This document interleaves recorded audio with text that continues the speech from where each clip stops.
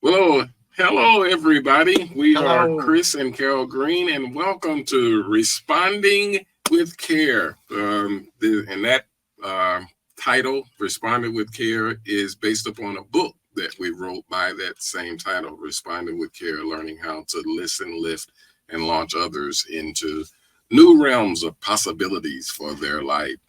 And CARE is an acronym, CARE, and the C stands for civility and compassion. A is for awareness and accountability. R is for respect, and E is for empathy. And it's a concept that we present and we teach to people helpers, and people helpers can come in all kinds of industries. In counseling, in social work, in pastoring, in community outreach, you name it. If you're a people helper, Yeah. You um, deal with people. deal with people, and you found yourself in their lives trying to help them, lift them up, Mhm. walk them through a crisis or just an everyday situation or challenge. Mhm. We present the concept of care. One thing that we discovered is there are a lot of people helpers who are out there, and some of them, they even got credentialed. They went to school, got training, got credentials, got degrees in various fields of people helping, but they didn't necessarily pick up on the instincts on how to connect with people, how to empathize with people. For some, it's just a job that I do, and I do my job and make phone calls and get people the help and the services that they need, but they don't necessarily bring that compassion. They don't necessarily bring that awareness, and by awareness we mean that emotional intelligence as well Right. as that spiritual wellness that a person needs. And they certainly struggle when it comes to respecting other people, because sometimes the people that they're trying to help has a different background, different culture, and they're just so different from them. They don't know how to relate, and they struggle with empathizing with people. They sympathize, which is, to be able to sit on the outside and I feel bad for what you're going through, but they really don't know how to. Sometimes the phrase that's used is walk in their shoes, and we know that that's not always possible. So empathy, we define it as more than just walking in a person's shoes. We call it being able to walk alongside of them.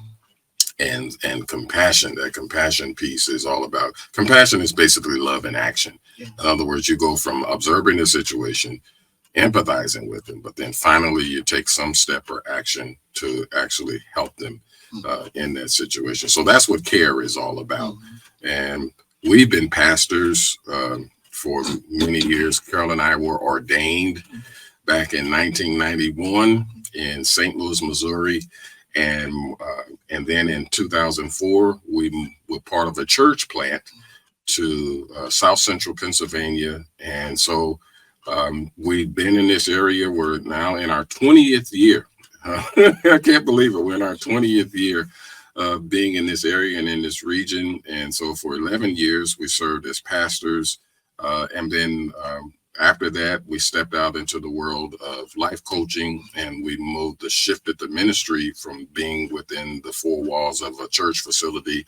And now we host what we call spiritual wellness support groups, which is a weekly session for people who desire or even need a non-traditional faith community that they can connect with for their spiritual walk with the Lord, with God right now. And so that's a bit about our journey. And throughout this year, though, what I want to emphasize right now is that throughout this celebrating our 20 years of service and ministry, and for us, that's been both locally, it's been nationally, and even internationally. Yeah. We've been involved, and we want to interview and the extraordinary people that we have encountered in our journey these past 20 years. And so when we interview them, we're going to have three questions so that to help our audience connect with them, not only with what they do, Right. but with the passion Yeah. that's behind what they do. Yes. And we thought that the best way to introduce the Responding with Care podcast would be for Chris and Carol to be the first ones to answer those three questions. And so, are you ready? 1, 2, 3. One, two, three. Here are the three questions, and you're going to hear these questions as you follow us is we're interviewing different people from around the world, around the country, and in our local community. You're going to hear some extraordinary stories and extraordinary experiences, but more than anything, the thing uppermost in our mind is for you to hear the passion behind it. What is the thing or the person or the event or the circumstances that led them into what they are doing today? So the three questions are, first of all, I'll tell you what the three questions are, and then we're going to answer them one by one. The first question we're going to answer is, we're going to ask each person to tell us about the programs and services that they are successfully implementing in their community. That'll be the first question. And the second question we're going to be asking is, what are some of the challenges that they had to overcome in order to keep moving forward? And then the third question, which I mentioned, is what's the story behind what they do? What person or incident, event, or life moment inspired them to do what they do? So we're going to begin. Chris and Carol are going to answer those questions for you first. So you ready? Ready, Dave? Sure. So first question, tell us about the programs and services that you have successfully implemented in your community. Well, I mentioned some of it already, but we have a business, we have a school, and we have a ministry. We have actually three things. Yeah. And so first of all, our business is called C&C Connections, and it's a life coaching and consulting business. We love it, love what we've been doing. Yes. We are actually master life coaches, certified in that, trained and certified to be master life coaches. And as a master life coach, it means not only do you have the credentials to provide life coaching services for people, but we're actually qualified and credentialed to train people to become life coaches. And so that takes us right into our second thing that we do. Number two, we have a school, and it's called the Step Forward Life Institute. And through this, our online school, it's an online, so it's not a brick and mortar facility. Right. But online, we provide training and certifications, plural certifications, and life coaching. Life coach certification is one of 7 or 8 certifications that we offer. The other certifications have to do with community service preparedness and what we call an education in fruitful living. And that ranges from biblical foundations to leadership development. It addresses relationships, marriage, family, and a lot that's necessary that we feel that could benefit you if you wanted to be involved in the community. How to really deal with some of the things going on in your own heart, in your own life, to be prepared for people. So we offer all of these certifications through our Step Forward Life Institute. And then the third thing that we offer is through the ministry. We say this all the time. We didn't leave the church. We just left the building, and we didn't abandon the congregation. We just embraced community. And so our online support group, spiritual wellness support group, is available for people, and literally we are across the country. We got people from east to west, literally, who come online with us every week for about an hour and a half. Sometimes it stretches to 2 hours, depending upon the conversation and the prayer or the topic of what we're discussing or the questions that people are asking. And we absolutely love it, love being able to provide that for people who may be in a place and a time in their life where being in a large congregational setting is not safe for some people, or they're not comfortable with that. Some people have had a bad experience, and so they're in the recovery process of getting back to that type of setting. And so we're able to provide some of the safety and the help that they need as they are healing, recovering, and then maybe transitioning back into a more traditional setting, faith setting. So that's what we do. That's what we do, and that's who we are. So question number 2.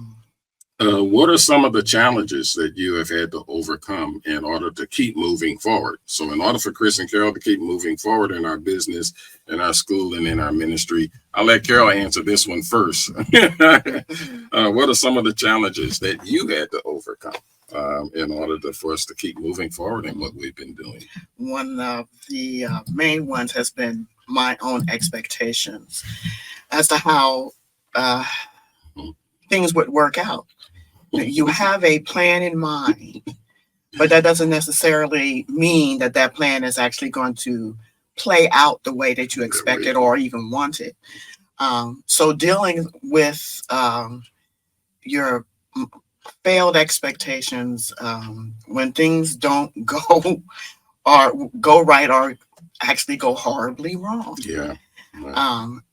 How do it's and responding in a way that you're still progressing, but you're still having to deal with going through the process of bringing resolve in this situation. And that's not always easy to do.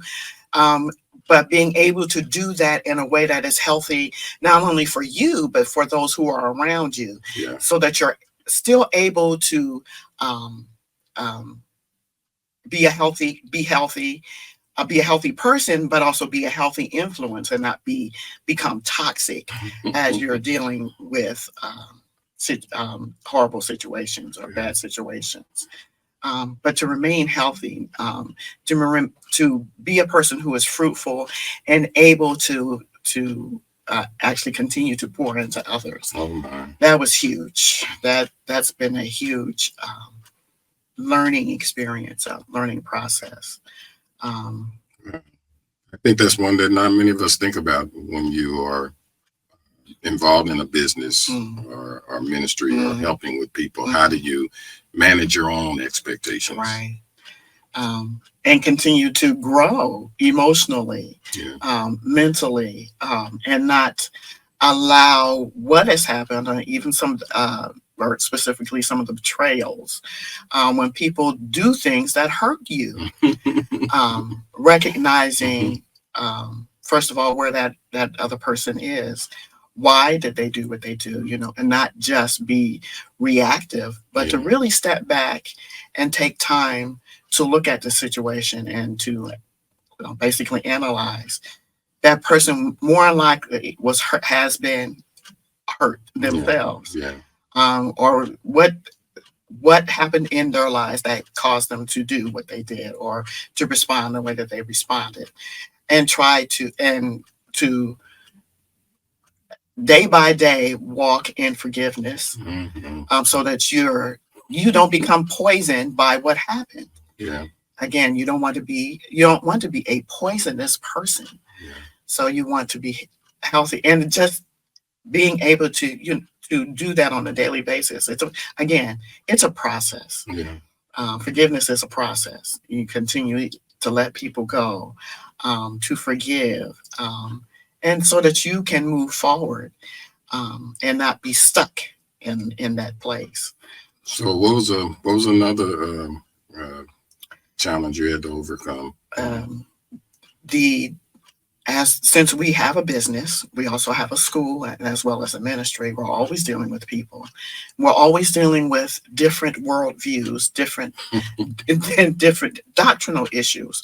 So to be able to navigate through that with those that we work with and with our clients, has been a challenge to overcome. The best way to do that is just to love people where they are. It really is. Just love people. And it's really, for me, I love to get to know people. It's interesting to see another person's point of view. It doesn't threaten mine. It doesn't belittle mine. And to recognize that, and to help other people recognize that just because a person has a different worldview or different doctrine of view does not threaten you. It's a challenge to walk with another person, and that can be exciting. It can be interesting. The conversations that are had, and it sharpens you. helps you not to stay in a little box of your own views and experiences. Um, um, I am a Christian. I love God. I love Jesus. He's in my heart. Um, and I understand that my view may not be accepted by everybody, but for me, walking with another person, I believe that they are eventually going to come to a place where they need what I have learned.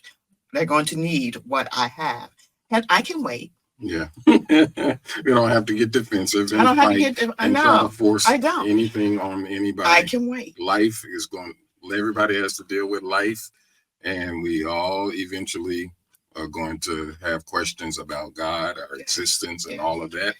And About how I even deal with yeah, life, how I deal with certain situations. yeah, It's coming. it's coming.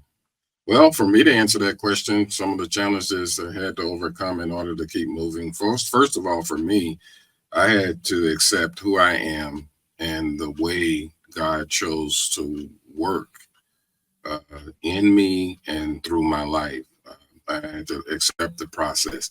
What many people don't know, because of uh, the very public platform that Carol and I have had, they don't know that we are not extroverts. We are not people who relish and just love being in the spotlight, love being on a stage, love teaching in workshops and seminars and all of that. We have fun doing it. It's enjoyable, but it's not something that we crave and need. Um, and we are basically the kind of people who are just fine sitting at home, enjoying one another's company. Rather is watching TV, watching movies. We don't really watch a lot of television, watching old movies and talking. We can't tell you, we actually still talk. We've been married over 40 years, to be exact. I'll just tell you, we got our wedding date is January the 3rd, 1981. So do the math and they'll tell you how long we've been married. And we still enjoy just sitting and talking and can talk for hours still with no television on, no movies playing. We can talk for hours, up in the day, late into the night. We still sometimes are up into the night, 1, 2, 3 o'clock in the morning, just talking. That's what we love. And so it's been difficult to navigate the expectation that people have of us. Carol was talking about us having to learn how to navigate our expectations. Another flip side is having to navigate the expectations of others, because it's often assumed that because we're in the spotlight or we're in the front or we're leading, that we are those type of people. Carol and I come away from public gatherings and settings drained. I understand that extroverts come away from those types of settings invigorated, energized, and everything. That's not us. It's just not us. So we're sure that there are many people who are very disappointed when they got to know us and found out we're nowhere near as talkative behind, when we get off the stage or come off the platform than as we were on the platform. That once we come down off the stage, off the platform, leave the seminar, the workshop, or the class, that we really don't have very much to say. We do our talking with each other and with our children, with our family, immediate family, extended family, and with the few people who have by relationship have come into that closer inner circle with us. We're not trying to be exclusionary. We're not trying to be any of those words. A clique, a family is not a clique. That's family. It's just family, and that's what we're comfortable with, and that's who we're most open with. And so it's been difficult to navigate the expectations of people. There are people who found out through the years that even though they felt close to us, we did not feel close to them. I understand that that's one of the dynamics of being a public figure, of being a public person, that because of what you say and what you do and how it impacts their life, they feel very close to you. and they want to have conversation. They want to have one-on-one. They want to spend time with you, but like we can't always reciprocate that, because we need time to recovery, and we just can't be on all the time for everybody and still be uh, uh, ready or full and ready for each other. So that's always been a tough one, to navigate the expectations of others. And so for me, it meant accepting who I am, that I am a very much introspective, quiet person who can be. I can, I get comfortable and let down everything. Then I start telling jokes and I become funny. I go back and look at some of the videos, and I'm almost embarrassed. I can't believe I did that. I can't believe I said that. It's just so out of what I think, how I see myself and how I think of myself. And so, but I can see why people would think that because they saw me joking and being funny in a teaching session, that's the type of person I am all the time. And I'm not.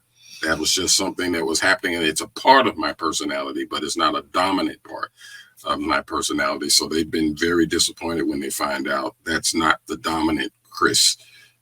Chris is mostly quiet, reserved, introspective, very much methodical. My wife is nodding her head. I'm methodical, take my time.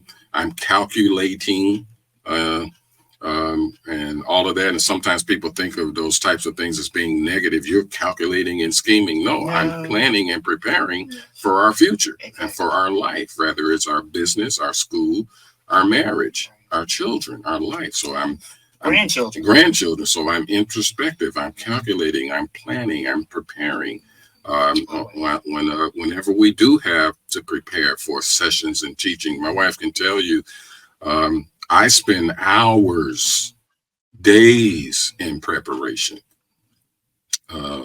whether it's for a sermon or for a seminar. I'm not a last minute throw together the PowerPoint. Do not fly by the seat of our pants. I do days of preparation and research for a 1 hour session. For a 1 hour teaching or training, I will put in days and I love it. I love being, my wife can tell you, I love being home alone in my office, preparing and studying and reading. Sometimes she says to me after we do sessions, she's surprised, where'd you get that from? Where'd you learn all of that? So, that's what I was preparing. That's what I was teaching. I was studying for, and I love it. That's the real Chris. So it's been tough for me. The challenge for me is to navigate other people's expectations, because I'm not that, I can be charismatic, but that's not the dominant part of my personality. And so it was tough for me to learn that you can't try to be who and what others want you to be for them.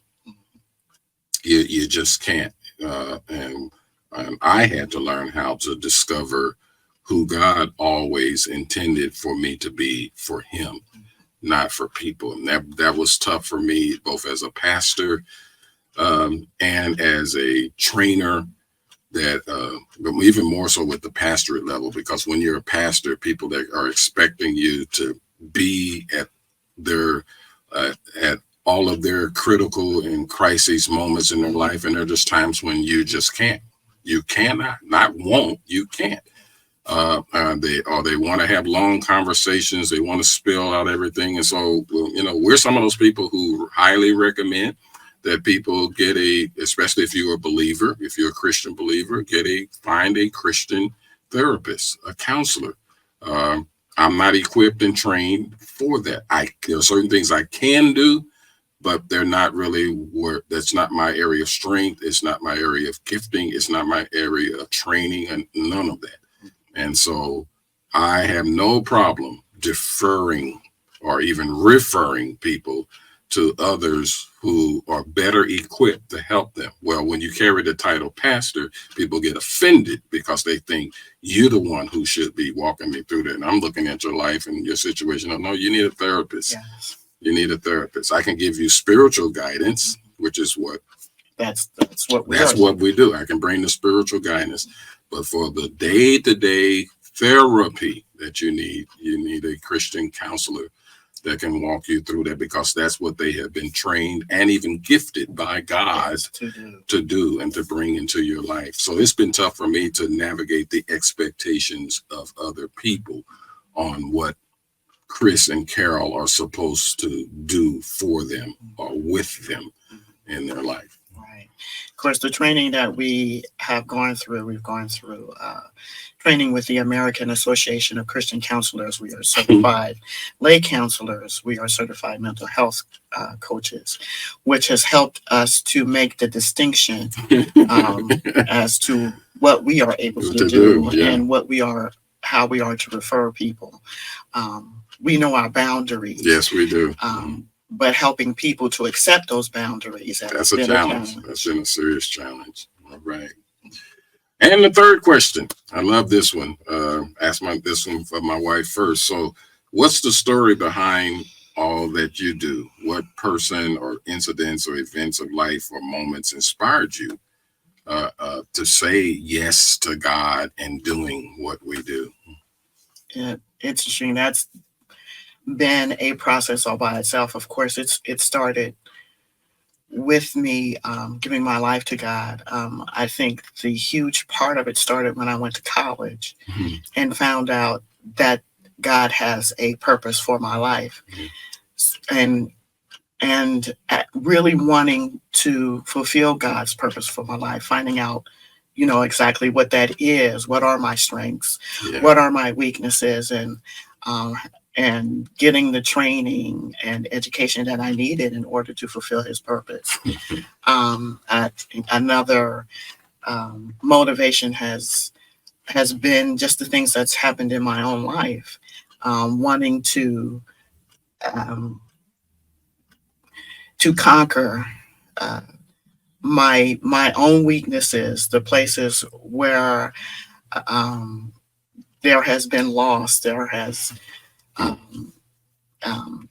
been tragedy, and wanting to excel in getting past those things, not just getting past, but actually conquering. Yeah. I never wanted to be just a survivor, and I think that's been a main passion, focus of mine. For me, the picture of a survivor is just hanging on by the skin of my teeth, yeah, or being the person that will step on another person just so that I can survive. And that's something that I never wanted to be. Yes. I always wanted to be someone who is strong, and can get past whatever situation or circumstance that I encounter that is hard, that even scares me. Yeah. I want to be a conqueror. So that's my press. That's been my press for the better part of my life, not to be just a survivor. Yeah. And one of the things I believe that God has led me in, what He has said of me is that I was His counselor. Now, I'm not a professionally trained counselor. I'm a lay counselor, but I've done all that I could to be trained as a lay counselor. That is my focus. I want to be able to help people get past, to move past, and whatever tragedy, whatever situation or circumstance that they feel that scares them, or the whatever abuse that has been experienced, whatever block that has been in their lives, I want to be able to help a person get past it. I am the daughter of a woman who was sexually abused by a family member, and I know what it's like to live with a person who has experienced that, and and I appreciate how God has enabled us to be able to help her heal, Yeah. to move, uh, to grow, to bring a level of healing into her life. Yeah. That's been an honor. So I not only want to do that within my own family, I want to do that in my community, be able to do that for my community. That's been a driving force in my life. Um, I want to be able to pass on what God has taught me. I don't want to die empty. I want to die empty. I don't want to die full of what He has given, what I have learned, how He has blessed me, the knowledge, understanding, and wisdom that He has given. I want to be able to pass that on to my children and grandchildren, and God willing, into my community if they allow me, as much as they allow me to. Um, we've had we've had a great deal of experience in not just we've pastored. We have again, as Chris said, we have a business, we have a ministry, we have a school, and there's a lot that we have learned. We want to pass that on into our community. Uh, it's been a driving force to help our community. For me, um, the story behind all that I do starts with the circumstances of my birth. My mother was pregnant with me, 7 months pregnant with me, when her youngest child, her 2-year-old son, died from a food choking accident.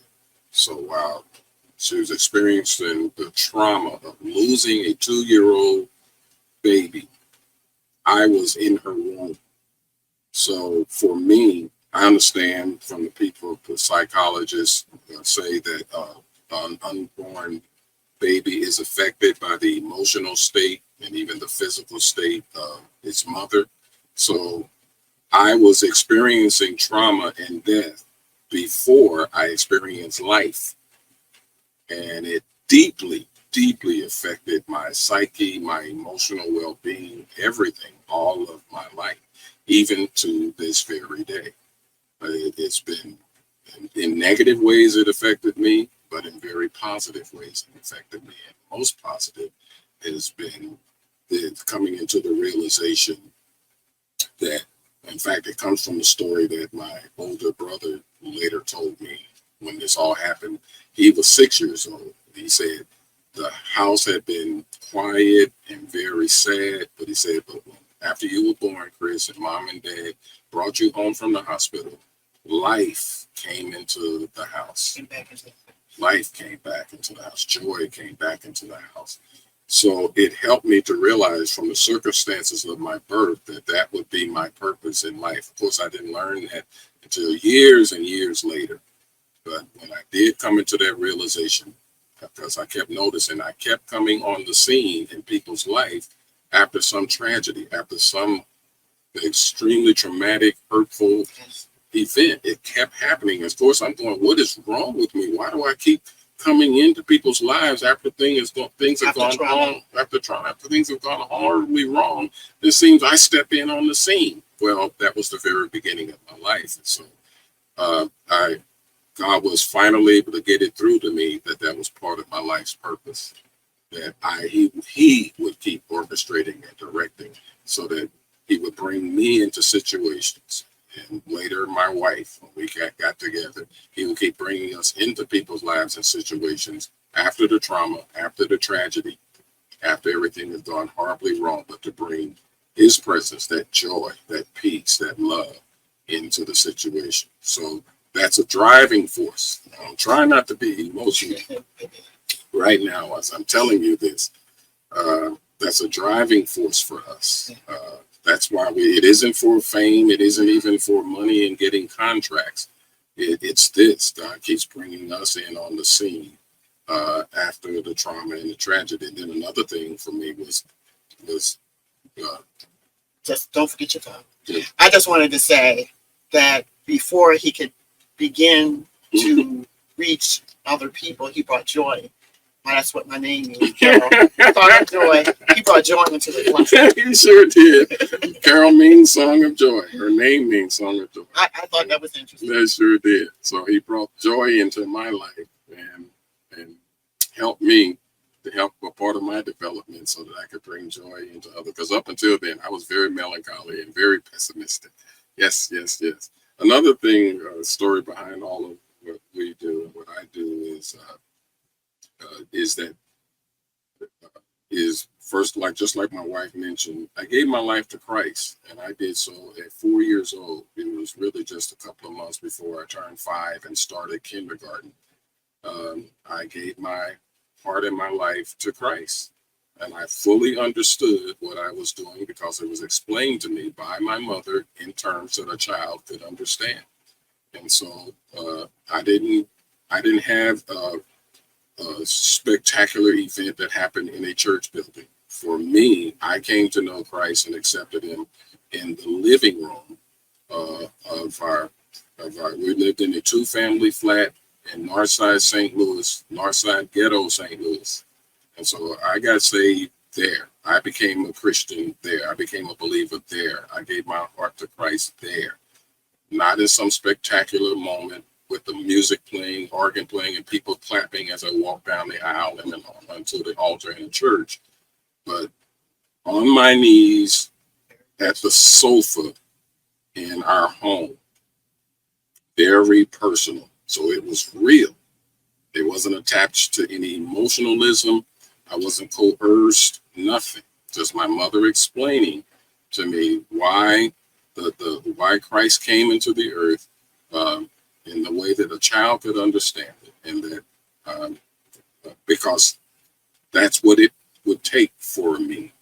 And Carol and I still carry that to this day. We believe in the very personal encounter with God for people. Take away this lights, camera, action, spectacular stuff, emotional stuff. Let's just get down to it, helping people to the relationship, connecting with God. And so that was another driving force for me. Another was, of course, meeting my wife. Meeting my wife and us building a life together. Everything that we do comes out of that. And if you ever want to get in trouble with Christian Carol Green, try to come in between this. The moment anything or anybody starts to threaten this relationship, we will pull out. We will stop. We're not just only call time out. We cut it. It stops because this is this is everything for us. This is foundational for us. There is the relationship with God, and then there's a relationship with each other. From there is a relationship with our sons, with our children, our family, and then comes business and ministry. And so one of the things that has happened through the years is people keep driving and driving for their ministry goals and all that kind of stuff. And for us, when that starts to interfere with us and us, between us and God, we stop. We stop because we are not driven to be successful in business and successful in ministry and have thousands of people. God gave us our 5 minutes of fame. Back in 2002, we were part of a missionary team to go into West Africa, in particular in Liberia. And so Carol and I found ourselves standing in front of 70,000 people singing the songs that God had given us. In a soccer stadium. In a soccer stadium. They call it football there. 70,000 packed out full with the crowd roaring as we were singing. Most incredible experience of our life. But when we came away from that, that was it. You know, people were asking for our autograph and all of that. And I'm like, I don't need all of this. Because again, we're not extroverts. We're not driven by ambition and all that stuff. What mattered to us was that we accomplished what God wanted us to do, and we were quickly ready to get back to us too. Let's just get back to us, because that's what matters to us. So when we came back to the States and all through these years since 2002, and being here in where we are in South Central Pennsylvania and being in America, we don't need that. God even let us experience what millions of people are striving for. They're striving for that moment where they get to be in a stadium or in an auditorium or on television and have all the accolades and the applause. And we had it, and it meant nothing. It was enjoyable in the moment, but it did not add to our marriage. It did not add to our relationship. It did not add to our relationship with God. It was just a wonderful experience that God allowed us to have, and we enjoyed it. But afterwards, I'm like, I'm ready to get back to this being back to life. Get back to me and my wife. Get back to this me and God. That's. So I share that with you so that you know Chris and Carol are not driven by all of that stuff that many people in business, in life coaching, in motivational speaking, they're driven by all of that because they're still trying to reach that. Even some who are in pastors and ministry, they're driven to still obtain all of that, and we don't. We're not driven for that. That's not the force behind us. And another thing was accepting. Another thing that's the story behind us was accepting that call to pastor teenagers and young adults. Back in Missouri, we accepted that call back in 1992. And for 12 years, we ministered to teenagers and young adults in inner city St. Louis. And we still carry them and that generation in our hearts. A lot of them, they're in their 40s and moving into their 50s now. And we still carry them in our heart, even though they're grown and adults, they got children, and some of them got grandchildren, but we still carry that generation within us. And that's a joke, because when we moved to South Central Pennsylvania, one of the things we found is interesting is most of the clients and the people that we were seeing, they were from that same generation. And then last but certainly not least, motivating a driving force for us is our three sons. God. Our three sons. And I'm fighting back tears right now. God gave us the most amazing young men. He gave us stewardship over the most amazing three souls that you could ever possibly imagine raising. Very intelligent, incredibly gifted in their own way, and they bring such joy to our hearts. They keep us grounded. They keep us encouraged. They still keep us laughing. And so, as you can see, none of the things that motivate us have anything to do with what many people are after. We're not even after the applause or the thank yous and the embraces of the people that we are helping through our coaching, through our business, through our school. That's still not it. We, whenever Carol and I minister or do anything, I still ask my wife whenever I minister, how did I do? How did that go? How did it come across? Yeah, and it still means the world to us when our children call us up and just say, we miss doing this, or how are y'all doing, or give words of encouragement to us.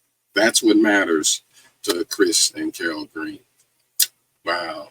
So that's where we are. That's our life. That's our that's our three things: our business, our school, our ministry. This is the driving force behind it all.